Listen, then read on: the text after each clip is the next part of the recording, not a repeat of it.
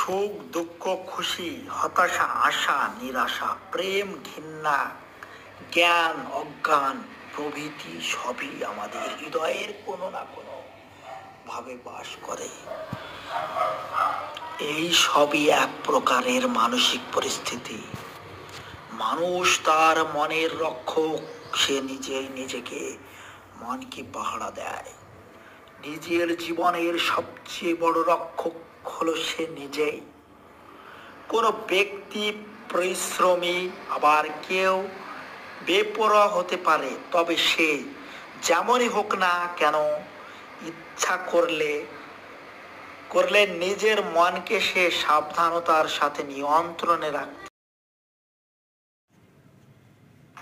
বিচারকের নিজের থেকে দুঃখ, খুশি, হতাশা রাখতে পারে এবং জ্ঞান এবং আনন্দের সাথে জীবনের পথে প্রভৃতি সবই আমাদের হৃদয়ের কোনো না কোনো ভাবে বাস করে করতে পারে।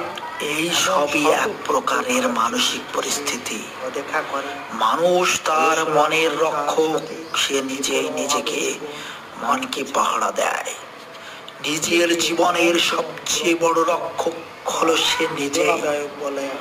কোন ব্যক্তি পরিশ্রমী, আবার কেউ বেপরোয়া হতে পারে, তবে সে যেমনই হোক না কেন ইচ্ছা করলে নিজের মনকে সে সাবধানতার সাথে নিয়ন্ত্রণে রাখতে পারে। পথ খুলে যায়। সে অনেক বেশি সচেতন হয়ে নিজের মনের দেখাশোনা করতে পারে।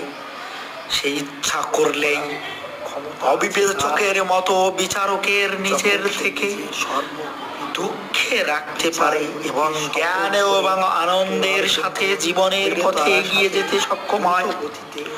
অন্যদিকে নিজেকে জীবনকে ব্যক্তিত্ব করতে পারে এমন সর্ববৃত্ত কার্যগুলিকে সে অদেখা করে।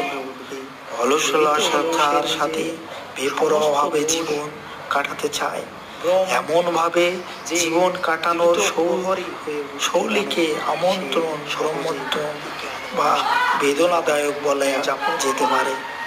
প্রতিটা ব্যক্তি এটা অনুভব করতে হবে যে সম্পূর্ণ জীবন যে রূপ ধারণ করে তার বীজ বপন করা থাকে।